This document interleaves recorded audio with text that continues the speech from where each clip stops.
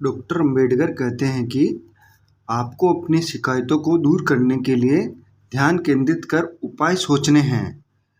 सेहत कार्य के संबंध में मैं आपको बताना चाहता हूं कि यह ऐसे लोग जो बहुत अधिक जमीन के मालिक हैं, कोई भी शारीरिक श्रम वाला कार्य कृषि के लिए नहीं करते और वे जिनके पास अपनी कोई जमीन नहीं और उन्हें खेतों में अपनी रोटी के लिए कड़ी मेहनत करनी पड़ती है। जमीन से दोनों के प्रयोजन अलग अलग व परस्पर विरोधी है। इन दोनों समूहों को एक दूसरे से बांधे रखना सही नहीं है।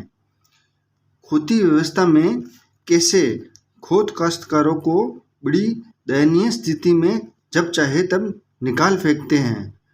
भूपति अपनी इच्छा पर कभी भी काश्तकारों को अपनी जमीन से बेदखल कर उसके जीवन को अस्थिर और दयनीय बना देते हैं। यह एक सहज में ही दिखने वाला अन्याय है जिसका कष्ट काश्तकार को झेलना पड़ता है। बिना औपचारिकता अपनाए खोद को काश्तकार को बेदखल करने की मिली शक्ति से काश्तकार द्वारा मिट्टी सुधारने हेतु कई वर्षों की गई कड़ी मेहनत से वंचित कर दिया जाता है। काश्तकारों की इस प्रकार की शिकायतें कानून बनाकर तुरंत दूर की जा सकती है।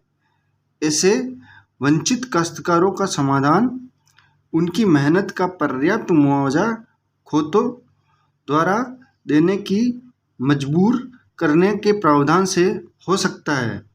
भूस्वामी द्वारा खेती की जमीन पर बने काश्तकारों के रहने के घर को गिराने की धमकी की घटनाओं से मेरे विचार से ऐसे अन्याय पराकाष्ठा तक पहुंच चुके हैं, क्योंकि जब भी खोद और काश्तकार के बीच झगड़ा होता है, भूस्वामी की इच्छा अनुसार काश्तकार को मजबूर किया जाता है। ऐसे आंखों में खटकते अन्याय क्यों चलने दिए जाते हैं? इन गंभीर आरोपों के लिए सरकार भी दोषी है, क्योंकि वे इस अमानवीय अन्याय के मूक दर्शक बनकर मौन स्वीकृति दे रहे हैं। कई मुंबई के मील मालिक जो आवासीय सुविधाएं प्रदान करते हैं, जब भी कोई मील के श्रमिक हड़ताल पर जाते हैं तो नौकरी खोने के साथ साथ परिवार के सड़क पर आने के डर से हड़ताल के दंश की टीस आदि भी नहीं रह जाती। ऐसी व्यवस्था को चलने नहीं देना चाहिए।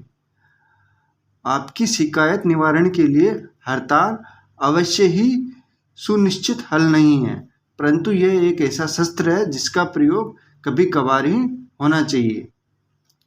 जब तक आपके प्रतिनिधि विधानसभा में नहीं हैं, तब तक आप इस शिकायत का हल नहीं पा सकते। अगर विधायिकाओं में प्रतिनिधि नहीं है तो आपकी समस्याएं बनी रहेगी।